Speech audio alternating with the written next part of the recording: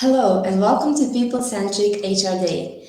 It's time to hear some interesting case studies, and it is my pleasure to introduce to this session the founder of FutureToday organization from Russia, Denis Kaminsky. Denis, how are you? Hey, hello everyone. It's nice to be present today here. It's lovely to see you again. How's the weather in Russia? I hope it's a little bit better than here in Belgrade. Well, I don't know how is it there at your place, but here we have snow and it's really Oh, cold already. oh, okay. It depends on what you like. Obviously, but this time it's okay because the snow is white and fluffy, so you can actually enjoy it. It's not yet, the gray and not very pleasant, so it's okay. Okay, Dennis, I'm hoping that you're enjoying the interview so far. We have an Yeah. amazing case study ahead of us. We're going to talk about employer branding and the specific case study where employer branding helped a company increase its revenues. Am I right? Yeah, you're absolutely onto the point. I will share the case study that we had with one of our clients, and hopefully this will prove that HR is actually well equipped, not only to lower costs or be more effective in that way, but also increase the sales and affect the bottom line. This is something that we're all looking for, and having a seat at the table and influencing the revenues is really, Yeah. a mark of top line HR. Yeah, and the connection between a good employer branding and increasing revenues is really important to understand. So thank you for taking this time to tell us of how this case went, and we hopefully will get some key insights from your session. Good luck. You can take the stage whenever you're ready. I'll come back a bit later with questions from the audience, and I'm really eager to hear what you have in store for us. So whenever you go, share your presentation, and we're on to your case study. Thank you very much. Well, I'm right now. Let's try to launch the slides. We have tried this before, and hopefully everything works just right during the today's event. Do you see my slides? Probably you do. If you have some comments, you can also put it into the comments box. But meanwhile, let me start with the slides. So, just a few words about myself. Again, my name is Denis Kaminsky. I have graduated from Moscow State University 3 times, first as a bachelor, then as a master's, and then I have had my PhD there. I founded a company called FutureToday, which specializes in employer branding and HR marketing. I also teach. I teach at the Moscow State University and some other universities in Moscow. And for 2021, I have been a co-chair of international employer branding network called One Agent. If we're talking about FutureToday, just a few words. Again, it's an agency specialized in employer branding. We have different communication channels of our own as a media outlet, media assets. We have career fairs, websites, mailing lists, and also we do projects for clients. And one of the projects that we did was connected to the EVP, to developing EVP and making it work. And this is the project that I'm going to tell you about right now. So, well, it's a trivia. It's a basic fact that people are key to the organization's performance. But in certain industries, particularly in retail, the link between people and people management and the revenue and the efficiency of the business is much closer and much more obvious than in other some other industries. So if your shop, if your store, if your network is understaffed, then it instantly affects the efficiency of your retail network. It impacts sales. So we wanted to check and to prove, if possible, that the substantial staff turnover is reducing the revenue of our client stores.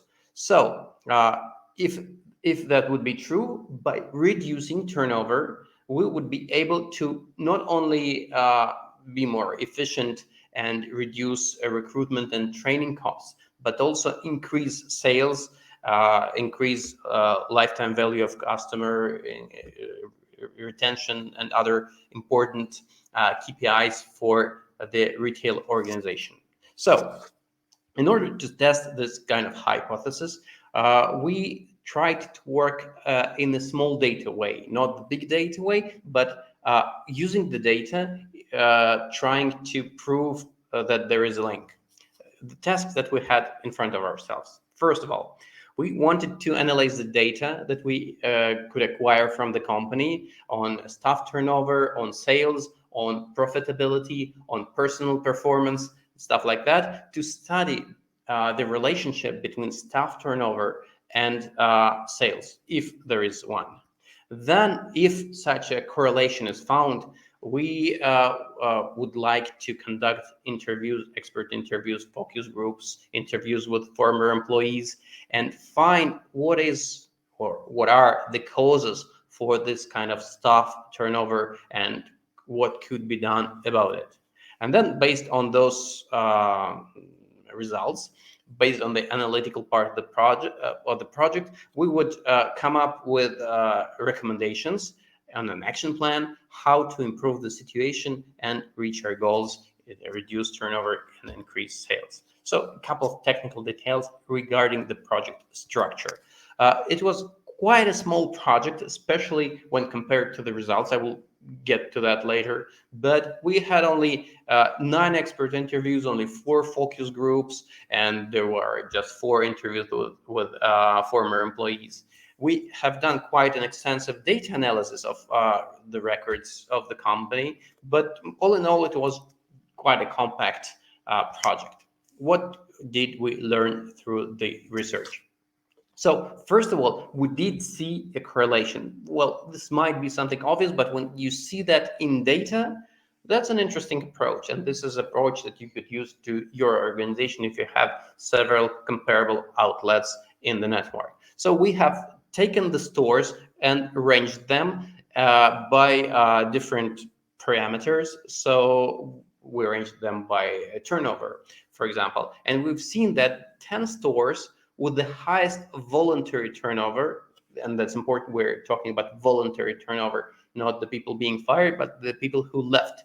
So we're talking about the 10 stores with the highest voluntary turnover, and the average sales and average revenue per 1,000 visitors, it was lower, it was less than the company's average. And out of those 10 stores, 5 didn't perform well, they didn't reach the KPIs. On the other hand, we took another part of the spectrum. So we looked into the 10 stores with the lowest voluntary turnover, that were better staffed, that were, well, quite good guys in terms of retaining and hiring necessary people, necessary employees. So you can see that the parameters, that the KPIs, the average sales and average revenue per 1,000 employee, 1,000 visitors, it was higher than the average for the company, and there were only 2 stores that did not reach KPI. So just looking at that, we see that there is a certain correlation. Let's see it through the other lens, through another angle. Again, we took 10 stores with the worst ratio of actual to planned headcount. So the stores that were more or most severely understaffed, the stores that didn't have enough employees to work. And quite logically, the average revenue per square meter, which is an important KPI for retail, it was lower than the company's average. But on the other hand, if we take the best stores, the best staffed stores with the highest ratio of actual to planned vacancies and headcount, the average revenue was higher. Again, plus another argument to support our idea. So another thing we did, we looked at the employees on the individual level. So we have taken all the employees of the company and clustered them in 10 groups arranged by their performance. So the worst performing employees then the better performing employees, then the best employees perform the best. You can see that there are 10 groups in the table on the slide. So the top lines of the table represent the worst performing employees. So the guys who didn't sell well, who didn't perform well. And you can actually see that the lion's share of voluntary turnover, it's not that they were fired, they left, were attributed to those guys who didn't perform well, to the worst performing employees. And so we actually see that we need to attract the right people and train them and educate them to perform well. Otherwise, we have a certain doom spiral. When they come, they don't perform, they feel like losers, or they feel not enough money, or they feel that they are not fit in this place, and they demotivate, and they start to sell even worse than they sold before, and this spirals down to a very bad performance ratios. So it's really important to work on those people and help them perform, and this connection between personal performance, turnover, and performance of a company as a whole is really important. Now, no, quite interestingly, and maybe quite logically, the group that is at most risk considering turnover KPIs is the new employee group. So if you take a look at the table here, you see that like 40% of voluntary turnover is attributed to the guys who just joined the company. It's like within the first 4 months, and it's actually matches the previous slide. So if you come join the company and you see that you are not performing well, you become demotivated, you start selling even less efficiently, and you leave. So this is something that we have to look into in more details. On the other hand, we have noticed another issue in that actually influenced the turnover. It was the store manager turnover. So if we had a change in store management, then it actually influenced the turnover, the staff turnover of other workers in this store. And you can see from the slide that of the 13 stores that had no change in store management, only 2 did not fulfill their KPIs.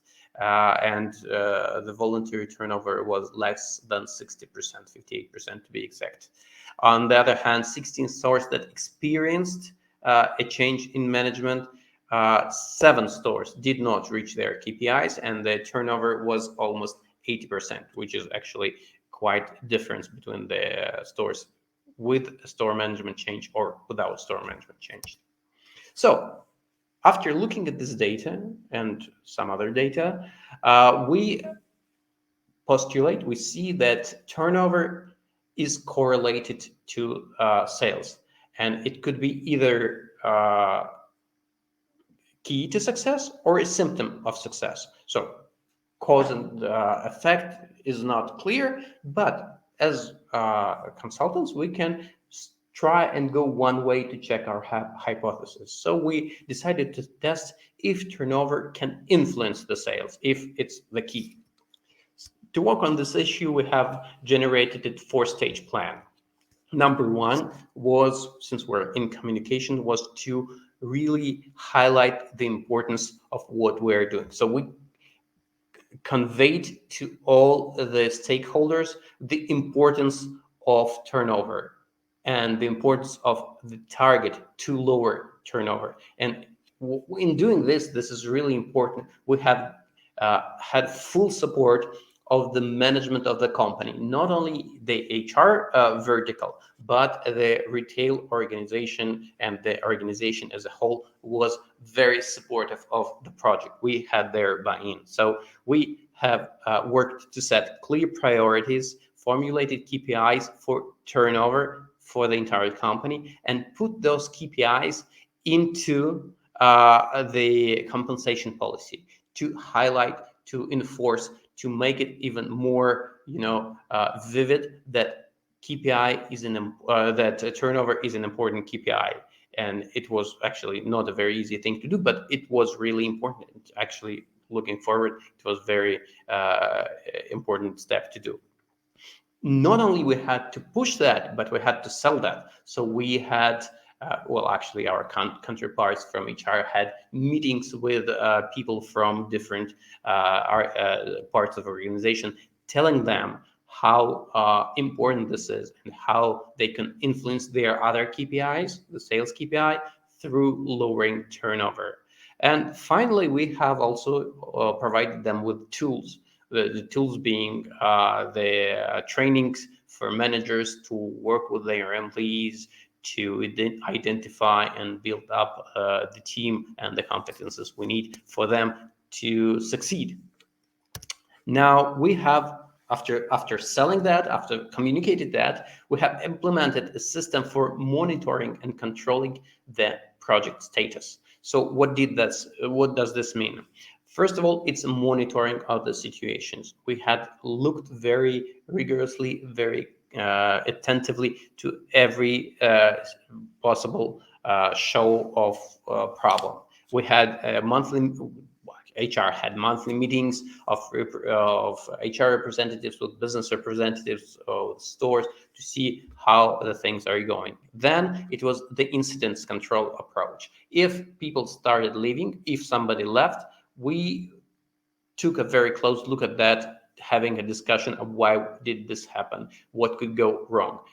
When people leave, they go through exit interviews, and more often than not, those interviews are very inconclusive. People don't say why they left. They just prefer not to specify the problems. So we try to dig deeper and understand the real issues behind the resignation. Now, finally, supporting communications all through the process, regular visits to stores, telephone communications from HR with managers, monitoring and discussing the turnover situation and level of the current incidents, regardless of the number of those incidents. Third stream would be enabling the situation. So we have done the communication part, we have done the monitoring part to see if everything goes right, and now we're going into the investment part, when we are giving additional resources to increase to enhance the situation, to lower the turnover. So we have allocated additional resources to HR. Well, the company allocated additional resources to HR, modified the tasks of HR team to have more headcount, more people working on that issue, on turnover, on engagement, and on career development.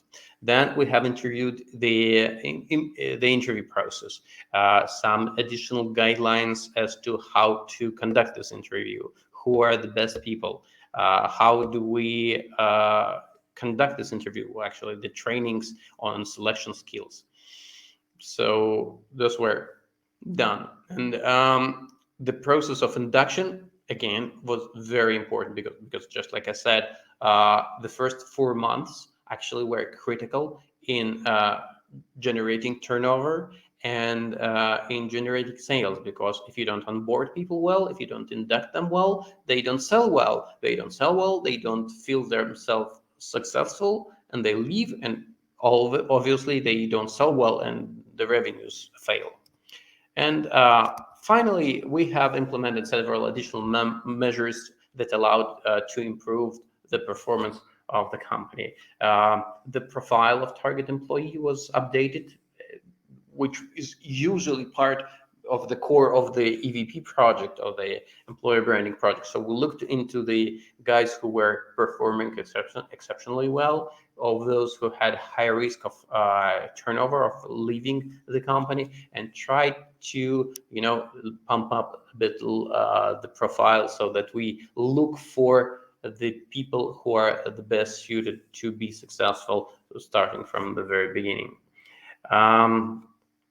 Then, based on that, we have done additional communications we have targeted this as a portrait of the perfect employee and added additional communications to attract those guys, to be clear on the one hand so that they understand who we are looking for, and more vocal to cut through the noise and send them the message that we're looking for them.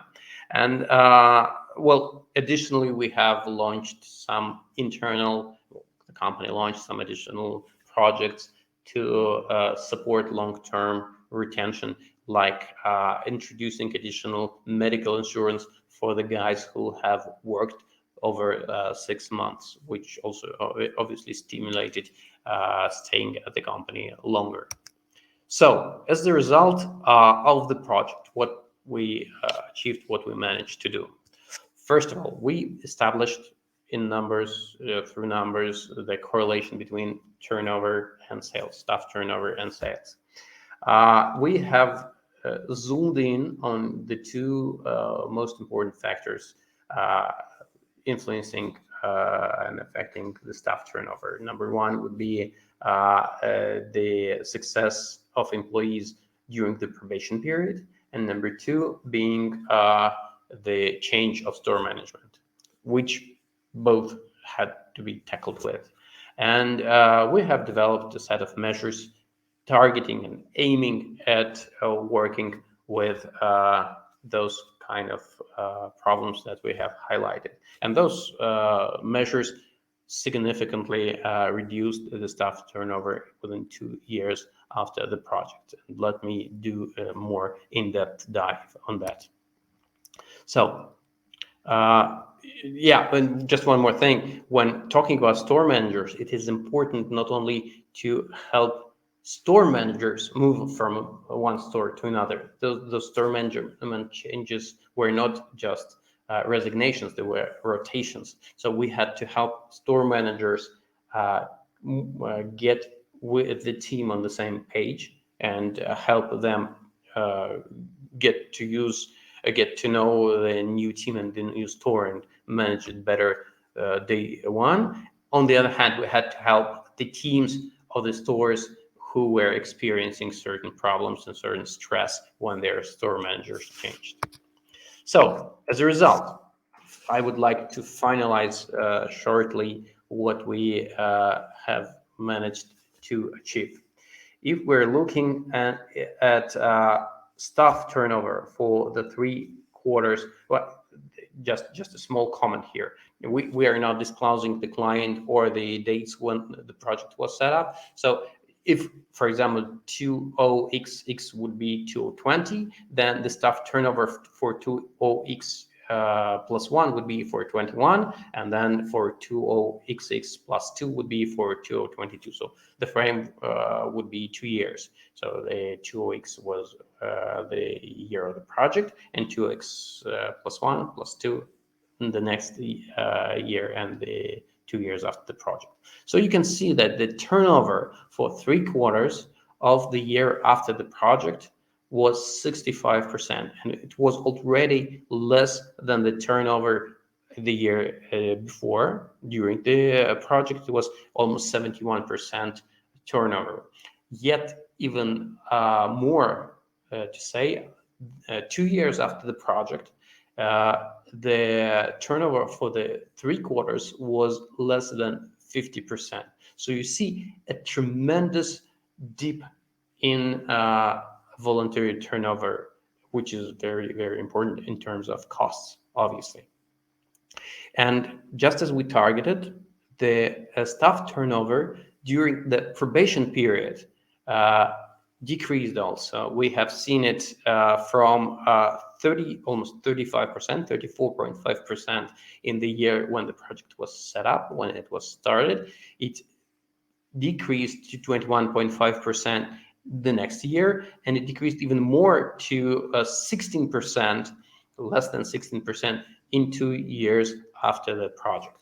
Now, just like I promised, it not only influenced the turnover, staff turnover, it influenced the turnover in money, in monetary terms and pieces, the revenues. You see that the revenue growth the year after was, well, 5.7, 1.7. So it was, there was a growth, but it was quite moderate growth. But if you take a look a bit later on, 2 years after the project, you see a substantial growth in revenues in terms of money, in terms of pieces, and in terms of buyers to visitors conversion ratio. So you see more people coming into stores do their purchases.